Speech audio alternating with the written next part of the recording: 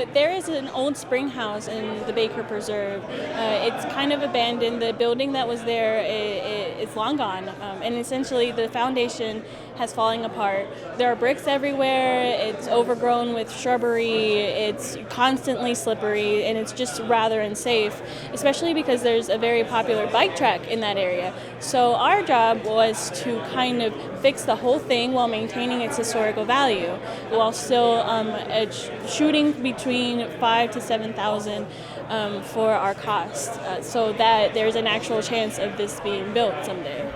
Water will actually be flowing to one of our channels from the spring box, and then the second one will actually collect stormwater and clean it before it's actually put back into Baker Creek. So our project will not only help restore this very historical foundation, but we will also be cleaning water and improving the water quality of Baker Creek.